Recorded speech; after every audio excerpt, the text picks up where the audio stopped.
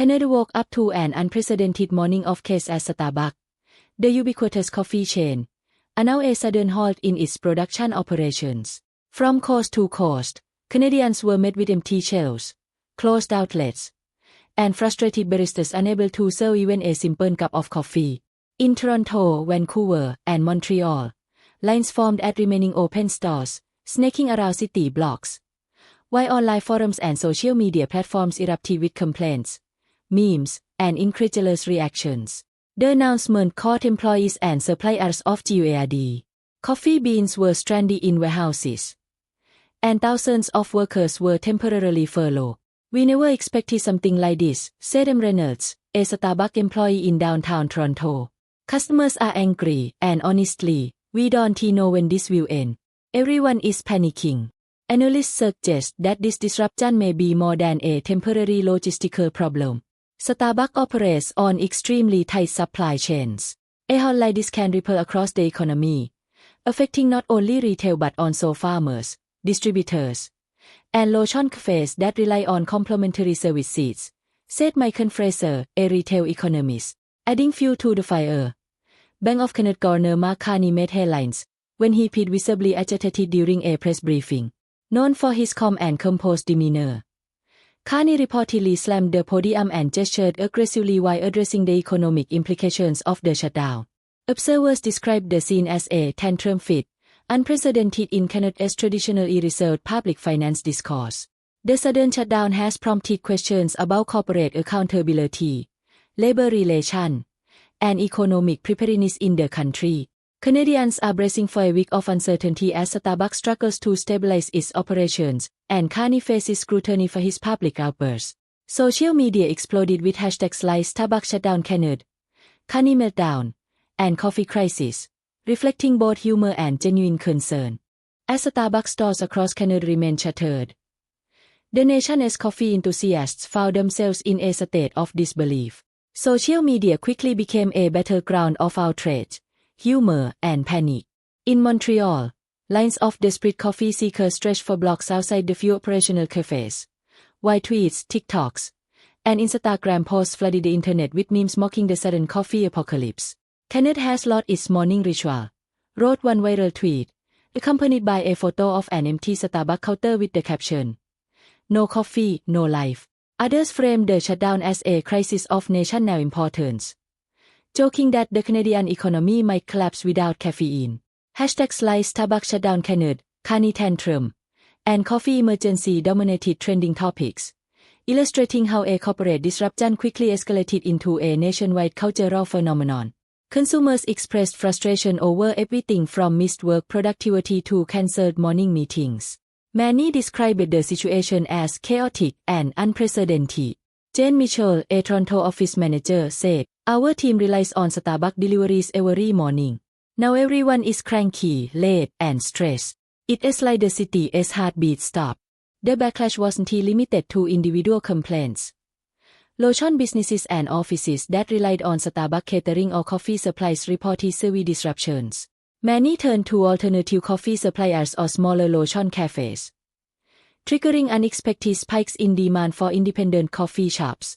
While some small businesses welcomed the sudden influx of customers, others struggled to keep up with the unprecedented volume, revealing cracks in Canada's broader urban supply infrastructure.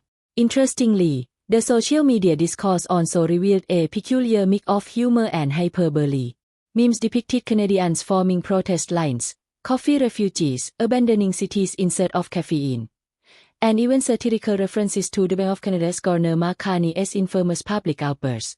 Video clips of Carney's visibly frustrated gestures became GIFs and reaction memes, circulating rapidly across platforms and contributing to the narrative of the shutdown as both an economic and cultural catastrophe. Political analysts noted that while the Starbucks shutdown is technically a private sector issue, the public perception has taken on political dimensions. Citizens began demanding accountability not only from Starbucks but also from government bodies responsible for consumer protection and economic stability. Questions about corporate preparedness, contingency planning, and regulatory oversight dominated online discussions. For many Canadians, the shutdown transcended coffee. It became a symbol of vulnerability in everyday life and the fragility of seemingly minor yet culturally significant institutions. In neighborhoods across the country, makeshift coffee lines speed outside grocery stores, independent cafes, and even convenience stores offering emergency caffeine rations. Coffee aficionados exchange tips on sourcing beans directly from local roaster, creating an informal network of solidarity and survival. While Starbucks scrambled to stabilize its operations, the social media storm reflected a broader cultural reckoning. Canadians realized just how dependent they had become on a single corporate entity for their daily rituals. Economists warn that this consumer uproar has the potential to affect broader market behavior. Panic buying, shifts to alternative suppliers, and even temporary inflation of coffee prices are immediate concerns. For now, the country remains on edge, balancing frustration with humor, and anxiously awaiting the day when Starbucks can finally reopen its doors.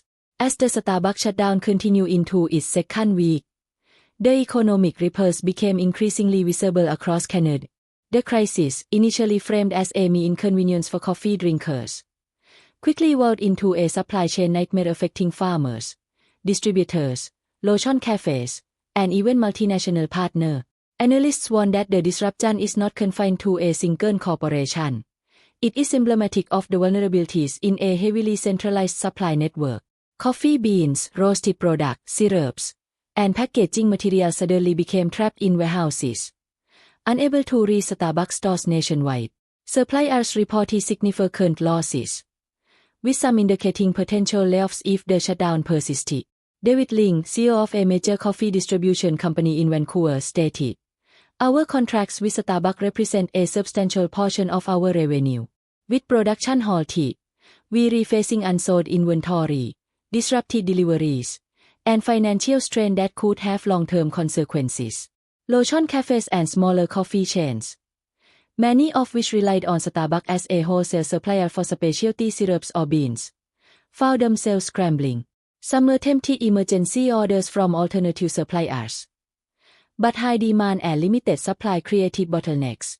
"We are doing everything we can to meet customer needs, but there is only so much stock available," said An Patel, owner of a boutique cafe in downtown Calgary. "It is like the entire ecosystem that depends on Starbucks has been thrown into chaos. Farmers, particularly those in British Columbia and Quebec who provide high-quality beans for roasting, also reported the disruption. Many faced unsold harvests and uncertainty about future contracts.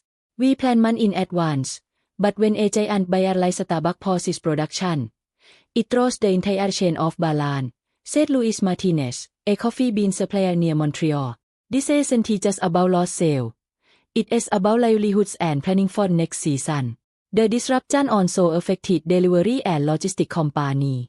Trucking companies reported increased strain, with idle shipments waiting at depots and warehouses clogged with perishable goods. Freight brokers warned that prolonged delays could create a cascading effect, impacting unrelated industries that share the same transportation networks. Urban centers, where Starbucks accounts for a significant volume of daily deliveries, experienced logistical congestion reminiscent of minor supply crises seen only during extreme weather events. Meanwhile, consumers continue to adapt in creative ways. Pop-up coffee rescue stations appeared in some neighborhoods, run by small independent roasters and former baristas. Social media groups organized bean sharing networks, with Canadians trading, selling, or even giving away coffee to maintain their morning routines. While these grassroots initiatives provided temporary relief, they highlighted the fragility of daily operations when dependent on a single corporate giant. The Canadian government faced increasing scrutiny for its agendas of approach. Critics argue that the shutdown exposed weaknesses in supply chain monitoring and economic contingency planning. Legislators began questioning whether large corporations should maintain emergency protocols to avoid national-scale disruptions in essential consumer goods, even if those goods, like coffee, are typically viewed as non-essential. Analysts suggest that Starbucks problems are a cautionary tale for global supply chains. Overseas dependence on single-source suppliers and lack of redundancy in logistics can magnify even minor operational hiccups into national crises. Canada, the Starbucks shutdown has become a live case study in how interconnected modern economies are, and how quickly a private sector issue can snowball into a public concern affecting everyday life. As warehouses remain full and storefronts empty, Canadians continue to watch with anxiety and humor. Meanwhile, Starbucks corporate offices reportedly worked around the clock to negotiate with suppliers, manage logistics, and stabilize the workforce. But for small businesses, the financial and operational strain was already mounting, leaving them to navigate the fallout with limited resources and uncertain timelines. As the Starbucks shutdown persisted, the Canadian government and financial institutions faced mounting scrutiny over their handling, or perceived mishandling, of the crisis. Economists, policymakers, and the public debated not only the immediate economic consequences but also the broader implications for Canada's resilience in the face of corporate disruptions. Amid this growing storm, Bank of Canada Governor Mark Carney's public reaction became a flashpoint for criticism, media coverage, and viral social media broadside. Carney, typically a model of calm and careful articulation, appeared at a press briefing to address concerns over the potential economic fallout of the shutdown. However, witnesses reported an unusually animated response. Sources described him gesturing sharply, raising his voice, and visibly slamming the podium while addressing reporters. "It was shocking," said one journalist present at the briefing. Governor Carney looked more frustrated than I've ever seen him in public. His tone suggested this was more than a routine concern. It was a personal affront. The press briefing quickly became a trending topic, with footage circulating online under headlines like Carney meltdown and caffeine crisis impact. Analysts noted that Carney's emotional display, whether intended as frustration or emphasis, highlighted the depth of concern within Canada's financial leadership over the potential economic ripple effects of a seemingly private assisted shutdown. From an economic perspective, the stakes were substantial. Starbucks is not only a retail giant but also a significant component of Canada's urban supply chains, affecting logistics, employment, and local businesses.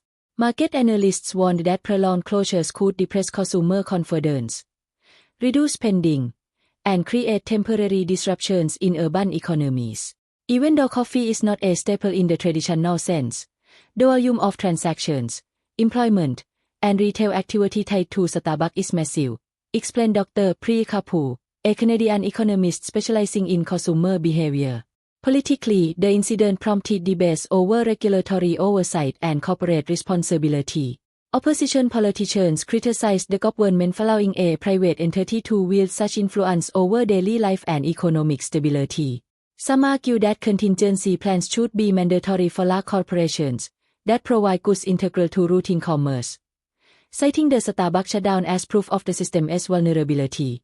The government, for its part, maintained that private sector operations are inherently independent but promised to monitor the situation closely to mitigate broader economic impacts. The social ramifications were equally visible. Canadians, accustomed to seamless access to Starbucks products, were forced to adjust their daily routines. Commuters chat stories of delayed mornings, missed meetings, and improvised coffee fixes. Online forums buzzed with debates about corporate responsibility, national preparedness, and even humorously, Carney's Tantrum fit as a symbol of the nation's collective frustration. Satirical commentary highlighted the absurdity of a nation so dependent on coffee that a production halt could trigger such widespread chaos. Analysts noted that Carney's reaction, while unorthodox, may have inadvertently underscored the urgency of the situation. By expressing visible frustration, he drew public broadside to the economic interconnectivity that many had previously overlooked. Supply chains, consumer behavior, and corporate decisions were no longer abstract concepts. They had tangible, immediate consequences affecting daily life. Meanwhile, Starbucks leadership faced mounting pressure to resolve the crisis. The combination of consumer anger, small business disruption, and national broadside created a perfect storm for corporate accountability. Internal memos revealed that executives were working overtime to stabilize operations, negotiate with suppliers, and restore normalcy in stores. Yet the public remained skeptical, frustrated, and increasingly vocal in demanding clear solutions. In essence, the Starbucks shutdown had transformed into a national spectacle. A convergence of corporate fragility, economic interdependence, and political scrutiny, all heightened by the unusual and very human display from one of Canada's top financial officials. Canadians watched closely, humor and panic mingling, as the crisis entered what many predicted would be its critical phase. The race to restore normal operations while managing a highly energized public narrative. After nearly 2 weeks of uncertainty, Starbucks announced gradual steps to resume production and reopen stores across Canada. The announcement brought relief to both CFA and independent Canadians and a shaken retail sector. Though the scars of the disruption remain evident, analysts, government officials, and business leaders alike began assessing the lessons learned from what has been called Canada's coffee crisis. Starbucks corporate statement emphasized that the shutdown was caused by a combination of logistical challenges and temporary operational bottlenecks, and assured customers that production would return to normal within days. The company also pledged to implement additional redundancies in its supply chain to prevent similar incidents in the future. CEO communications focused on accountability and the steps being taken to regain trust with employees, suppliers, and the public. For many Canadians, however, the crisis revealed a deeper cultural reliance on Starbucks beyond mere coffee consumption. It is more than a drink. It is part of our daily rhythm, commented sociologist Dr. Helen Wong.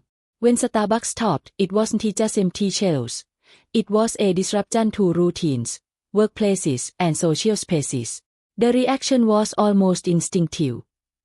Panic, humor, and improvisation. The incident also sparked conversations about dependency on a single corporation for culturally significant products and the risks inherent in highly centralized supply networks. Small businesses and independent cafes, many of which experienced a temporary surge in demand, found themselves in a mixed situation. While increased traffic brought revenue opportunities, the pressure to keep up with unprecedented customer volume exposed weaknesses in inventory management and staffing. Some reported permanent gains, as new customers discovered low-churn alternatives, while others struggled to fully recover from overextended operations.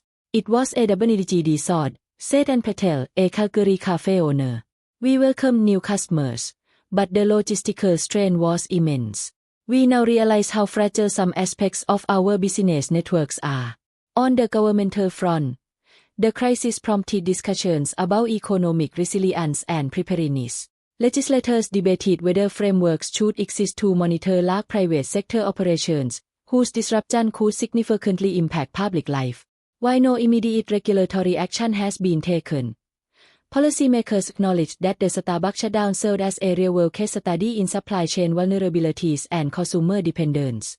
Some proposed incentives for companies to create contingency plans, while others emphasized the role of public-private partnerships in safeguarding essential daily services. Bank of Canada Governor Mark Carney, whose dramatic public outburst had become a national talking point, later offered a calmer assessment in a follow-up briefing. Carney emphasized the importance of understanding economic interconnectivity and the surprising ways private sector disruptions can ripple through daily life. While his initial display has sparked humor and criticism, financial analysts noted that it successfully highlighted the urgency of monitoring systemic vulnerabilities that might otherwise go unnoticed. The public, meanwhile, slowly returned to normal routines.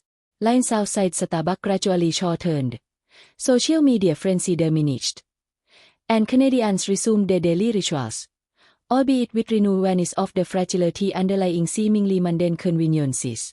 For some, the crisis became a story of resilience, humor, and collective improvisation, as communities rallied to share resources, support low-churn businesses, and maintain their safe and independent lifestyles. In hindsight, the Starbucks shutdown in Canada serves as a compelling case study in modern economic and cultural dependency. It demonstrated how a private sector disruption can transcend corporate boundaries, affecting supply chains, small businesses, social routines, and national discourse. More than a corporate hiccup, it became a mirror reflecting Canada's interconnected society, its strengths, vulnerabilities, and adaptability. Ultimately, as stores reopened and supply chains stabilized, Canadians reflected on a week of chaos with a mixture of relief, amusement, and insight. The incident may be remembered as the nation paused for coffee, learned a lesson about supply chain fragility, and witnessed a rare glimpse of human emotion from one of its most prominent financial leaders.